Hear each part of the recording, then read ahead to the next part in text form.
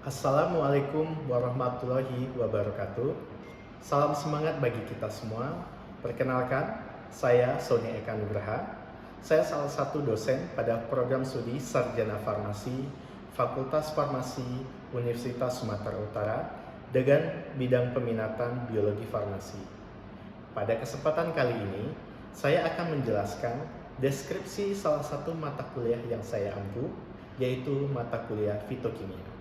Mata kuliah fitokimia ini adalah salah satu mata kuliah wajib pada kurikulum Outcome Based Education atau OBE. Bagi mahasiswa semester 4, program studi Sarjana Farmasi Fakultas Farmasi Universitas Sumatera Utara dengan bobot perkuliahan 2 SKS.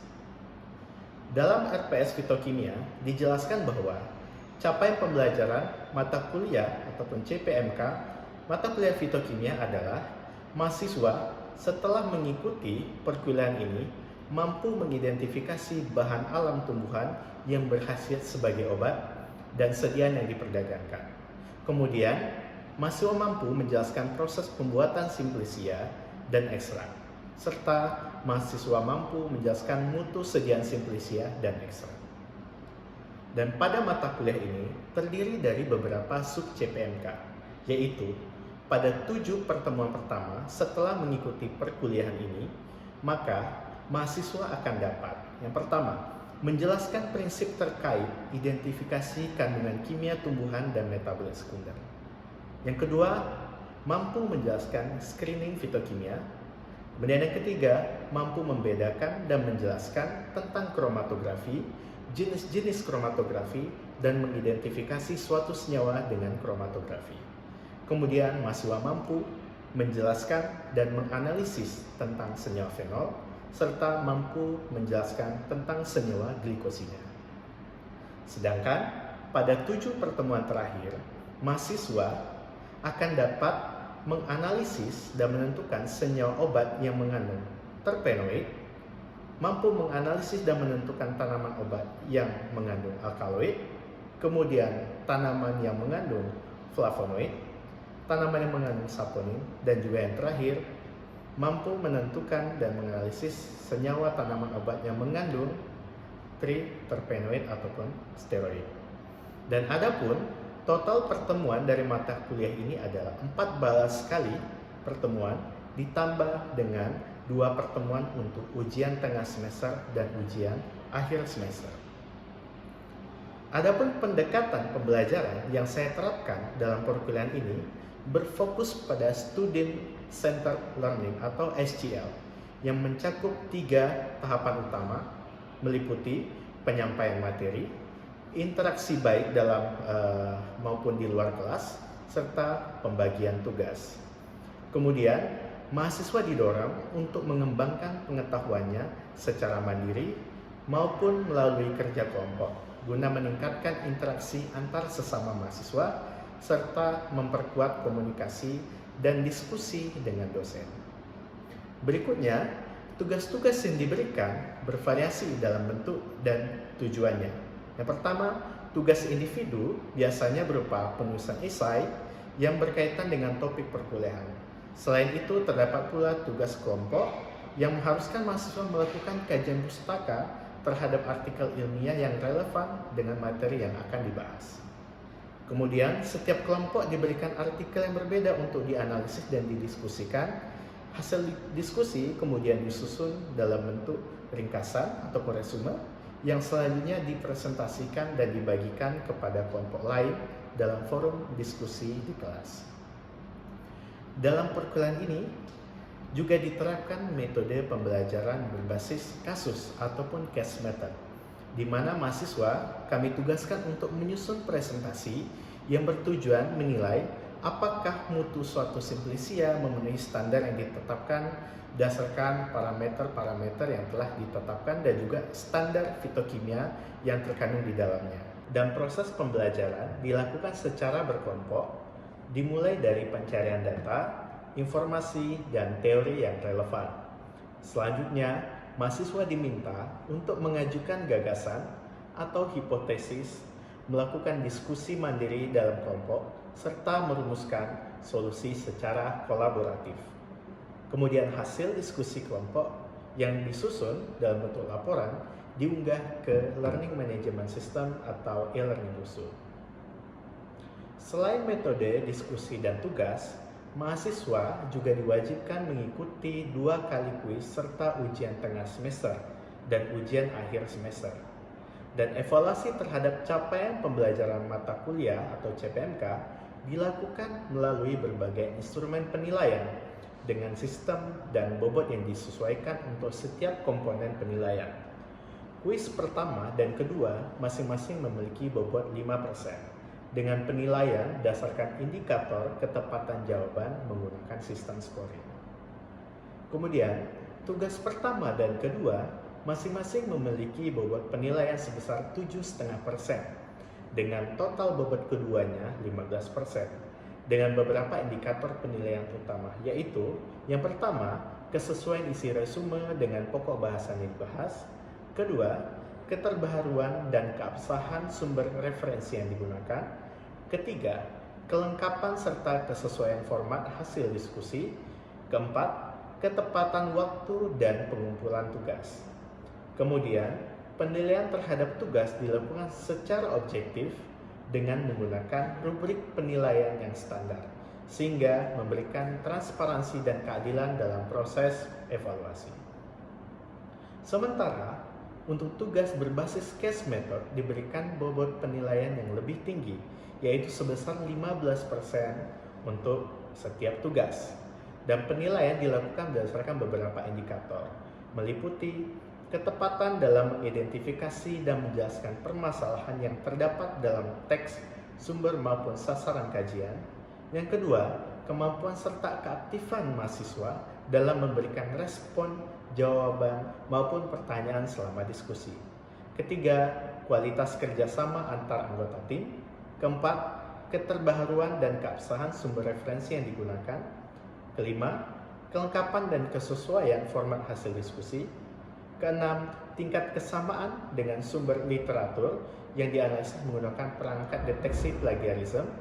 Yang ketujuh, ketepatan waktu dalam pengumpulan tugas.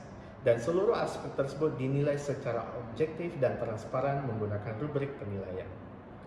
Kemudian sisa bobot penilaian sebesar 30% masing-masing dialokasikan untuk ujian tengah semester dan ujian akhir semester yang dirancang untuk mengukur pemahaman komprehensif mahasiswa terhadap seluruh capaian pembelajaran mata kuliah.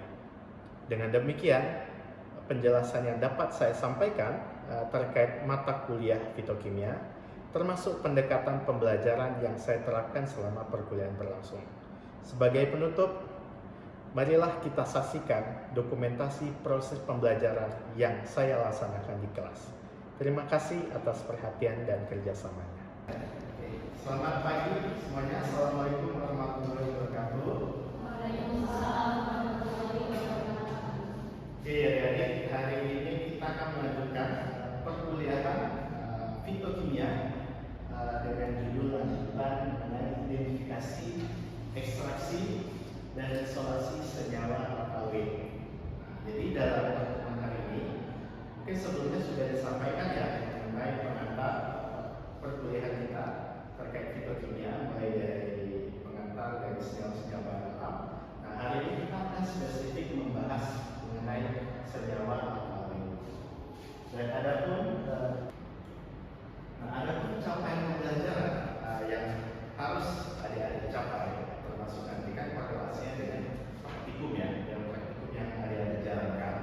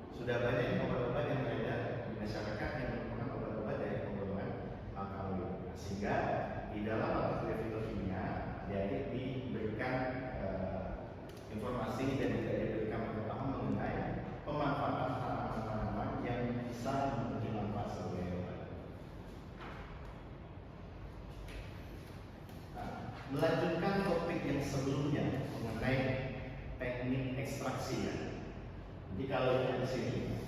Mungkin bisa ada salah satu yang bisa kasih pendapat apa bedanya contoh nih perkolasi sama meserasi.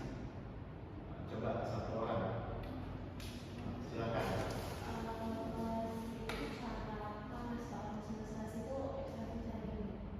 Oke, ada lain? Dapat yang lain? Silakan.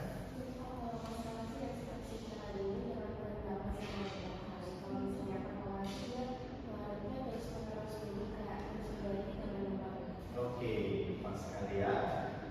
Jadi ada cara dingin dan cara panas, ingat ya. Nah, kenapa ada cara dingin dan cara panas?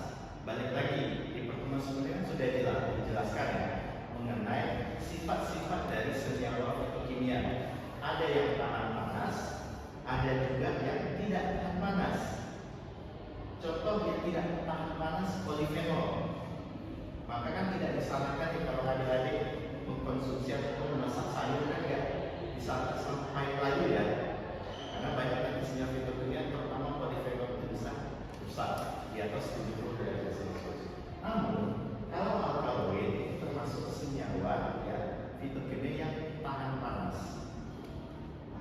Sehingga salah satu metode ekstraksinya bisa dilakukan metode destilasi. Nanti akan kita jelaskan. Tetapi keempat metode ini, teknik ini bisa kalian lakukan. Jadi nanti yang mau skripsinya teknik di bidang herbal medicine bisa menggunakan keempat teknik ekstraksi. Jadi ada sortasi, reflux, perkolasi, dan ekstraksi. Untuk identifikasi alkaloid bisa secara kualitatif dan juga kuantitatif. Jadi ada dua. Jadi ingat ya, jangan sampai nanti waktu ujian lupa perbedaan dari istilah ini. Kalau kualitatif hanya untuk melihat ya atau tidak. Kalau kuantitatif berapa? Misalnya ada muncul pertanyaan, Pak, apakah mungkin waktu diuji kualitatif tidak ada negatif hasilnya? Tapi waktu diuji kuantitatif ada, bisa jadi. Sekarang kita lihat ketiga metode ini. Yang pertama ada reaksi menggunakan Dragendorf, Meyer, dan Buchanan. Ini standar pengujian kualitatif. Dari ketiga ini bisa dinyatakan positif alkaloid kalau dua reaksi ini menghasilkan nilai positif. Kalau hanya satu misalnya Meyernya saja yang punya menghasilkan nilai positif, itu masih bisa dikatakan dia belum ada, masih dikatakan negatif. Nah, case-nya seperti apa kalau hasil negatif di kualitatif tapi di kuantitatif bisa ada? Ini karena jumlahnya mungkin terlalu sedikit. Semisal adik-adik melakukan identifikasi pada simplicia ya. Simplicia masih daun ya, daun kering ya. Mungkin kalian menimbang hanya sekitar mungkin 1 gram misalnya. Bedanya 1 gram daun sama 1 gram ekstrak, komponennya akan berbeda. Lebih banyak di ekstrak. Akan muncul nanti fenomena penelitian. Ini kan ada yang udah masuk di semester tinggi ya, sebentar lagi mau skripsian ya. Akan muncul nanti fenomena, Pak, hasil penelitiannya alkaloidnya negatif di simplicia, tapi ekstraknya positif. Make sense? Bisa jadi karena jumlah senyawanya terlalu sedikit untuk bereaksi dengan reagennya. Paham ya sampai di sini ya? Oke. Nah, ada Dragendorf, Meyer, Buchanan. Kalau Dragendorf endapannya warna jingga ya. Kemudian kalau Meyer ini, kemudian kalau Buchanan tadi menghasilkan ini ya, endapan coklat kemerah. Tekniknya bagaimana? Nah, nanti di praktikum jangan sampai salah ya. Itu harus pakai spot plate, jangan pakai lambung reaksi. Karena spot plate itu sudah ada ini ya, warnanya putih ya. Akan apa ya? Perbedaan dari pendapat masing-masing reagen. Nah, selain uji kualitatif dengan metode pengembangan, adik-adik bisa juga melakukan uji kualitatif juga, tapi belum menentukan kadar menggunakan kromatografi lapis tipis. Nah, ingat ya pengantar sebelumnya dan 5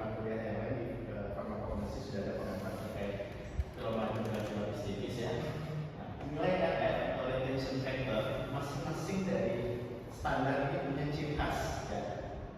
Tapi bisa nggak Pak, kalau saya mau media bisa menentukan kadar nitrogen dari suatu tanaman misal, saya pakai referensi ini aja nilai RF-nya, nggak boleh. Tetap juga di dalam satu plat itu harus ada standar dan sampel. Tidak boleh hanya sampel saja. Karena perbedaan dari jenis plat, kemudian mungkin polaritas pada saat dia melakukan pencampuran fase geraknya berbeda ya. Berbeda dan mungkin tingkat konsentrat elektriknya juga berbeda akan menghasilkan nilai RF yang mungkin slightly different ya, agak berbeda sedikit. Maka tetap diwajibkan ada nilai RF dari standarnya yang memang kita totalkan. Ini contoh ya, apakah pada saat melakukan penetapan kualitas dengan KLT ini bisa langsung dilihat? Ada yang bisa langsung dilihat dengan sinar tampak biasa ya. Ada juga memang harus dilihat di bawah sinar UV. Nah ini contoh ya. Ada yang menyerap ya, ada juga yang berfluoresensi. Dan ini masing-masing spektrum ya, memiliki ciri khas masing-masing. Nah kemudian reaksi warna berikutnya. Tadi ada reaksi pengendapan ya. Reaksi warna bisa menggunakan asam kuat ya, H2SO4, kemudian H2O3 maka bisa warna kuning atau merah. Nah bisa juga menjadi nampak berca ya, nampak berca universal bersama dengan asam sulfat yang pekat. Ini ada reaksi Marquis dengan formaldehyde dan reaksi azot dengan penambahan diazol A, diazol B dan juga penambahan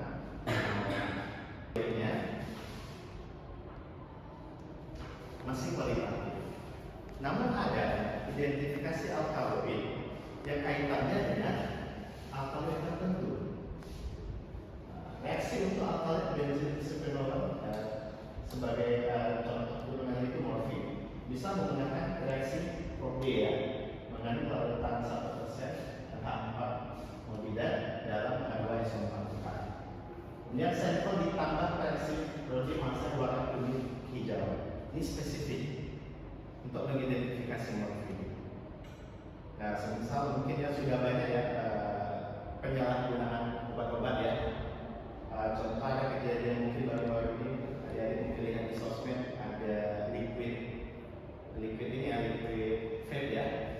Ada kandungan morfin di dalamnya, ada kandungan golongan-golongan opioid ya. Ya tujuannya apa? Penyalahgunaan ya. Nah, makanya salah satu cara untuk mengidentifikasi turunan-turunan dari opioid. Oke, kita balik lagi sekilas terkait kromatografis ya. Jangan sampai lupa ya. Kromatografis ini ada dua bagian ya. Ada fase diam sama fase gerak. Kalau fase gerak itu berarti pelarutnya, fase diam itu apa? Plat silikanya ya, plat silikanya. Fungsinya apa? Untuk memisahkan. Misalnya adik-adik punya satu sampel ekstrak tanaman.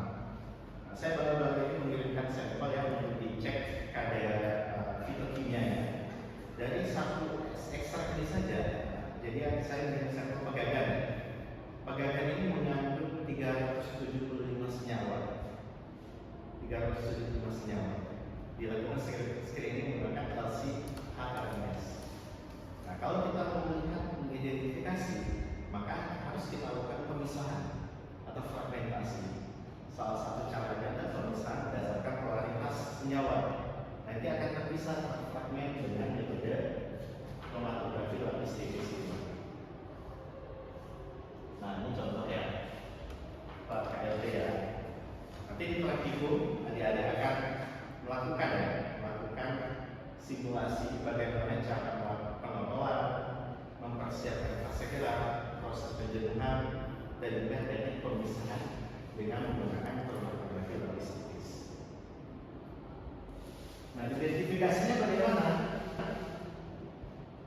Nah, ini kita lanjut terus sebelumnya terkait absorben ataupun fase diamnya. Jadi ada beberapa macam ya. Tapi secara umum yang bisa menggunakan silika gel karena sifatnya yang universal. Tapi bisa juga menggunakan jenis yang alumina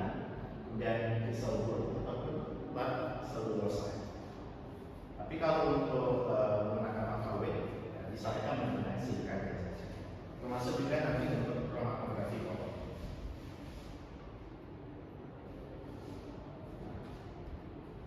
Untuk menentukan fase gerak yang mau digunakan, adik-adik bisa mencari sumber-sumber rujukan literatur dari jurnal ilmiah atau dari buku, ya, terkait pemilihan pelarut yang mau digunakan.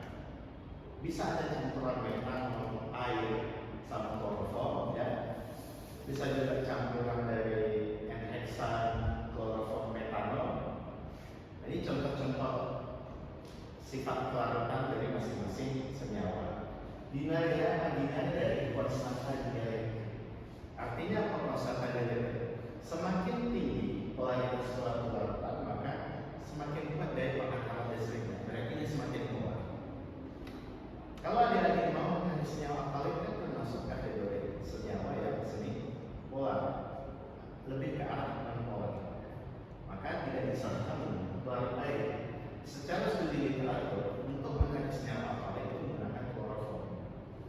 Maka kalau ada dilihat ya, prosedur melakukan pengujian Dragenroth, Mayer dan Bercandra ya, itu ada tahapan awal dimesilasi itu menggunakan kloroform. Ini keterkaitan dengan konstanta dielektrik. Nah, kalau lihat di sini turun ke bawah etil, asetat ada ya, biasanya pakai ya, ada etanol, ada metanol, ada air. Nah, kalau dilihat etanol nilainya 24. Nah, mungkin ada istilah pelarut universal ya. Karena kan dari strukturnya kan C2H5 polar, hanya polar, C2H5-nya non polar. Maka memang disarankan kalau mau melihat potensi dari suatu tanaman, pakailah etanol.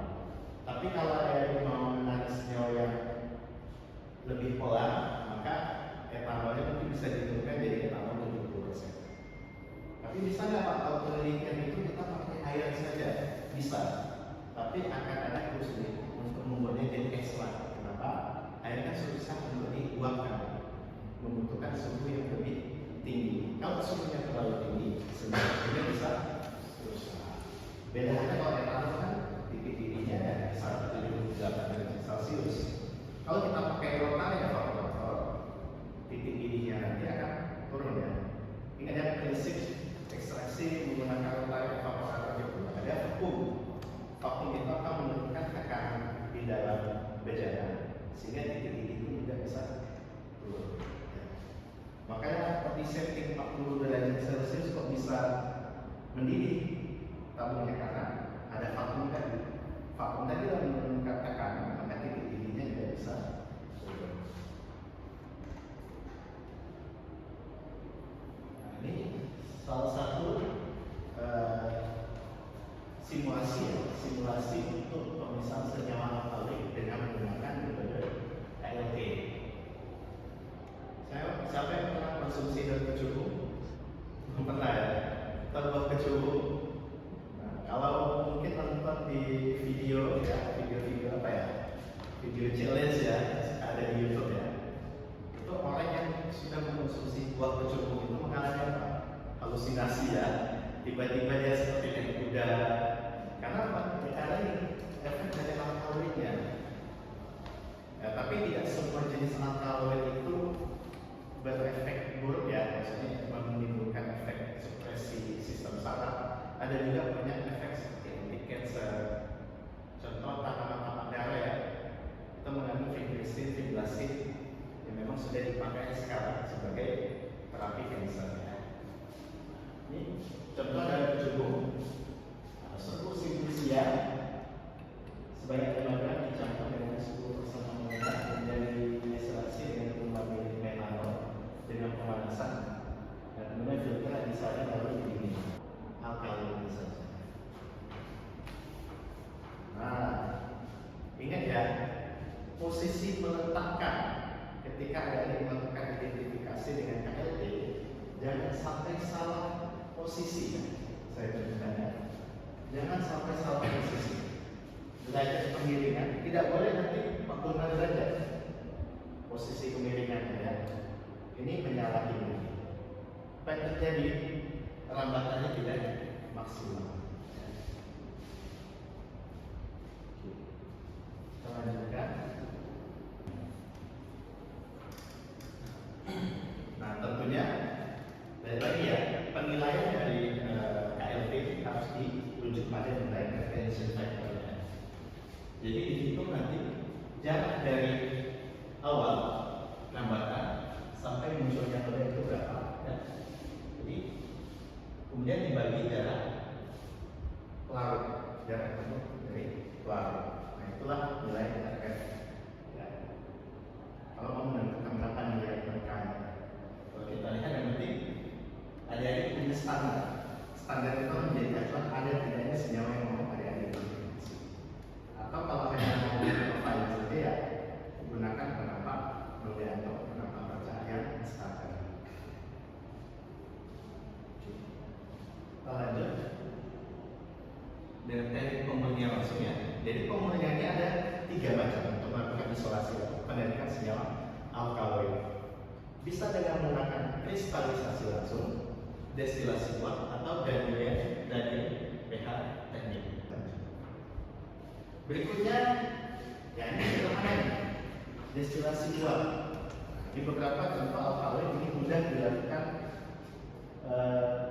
penguapannya, destilasi dengan cara destilasi sederhana, tapi tidak berlaku untuk alkaloid dengan berat molekul yang besar, karena sukar untuk menguap. Tapi kalau alkaloid dengan berat molekul kecil mudah dipisahkan dengan metode ini. Contohnya nikotin. Nah, ini sudah ada ya studi rujukan ya, dan sudah banyak ya. Ini yang paling lama sejak tahun 1955 sudah dibuktikan ya, bisa dilakukan destilasi ya nikotin, non-nikotin, dan total alkaloid dari tembakau ataupun dari tembakau ya. Nah, ini contoh teknik destilasi ya. Ini destilasi dengan proses pemanasan sederhana.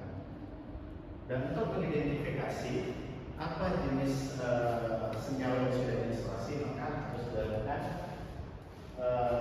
identifikasi dengan menggunakan tools ya, mengecek spektrum UV-nya, kemudian melihat distribusinya menggunakan spektrum infrared. Oke, sampai di sini ada pertanyaan dari. Oke, mungkin ada yang mau ditanyakan? Oh, belum ada. Oke, berarti jelas ya untuk pertemuan kita hari ini. Oke, mungkin nanti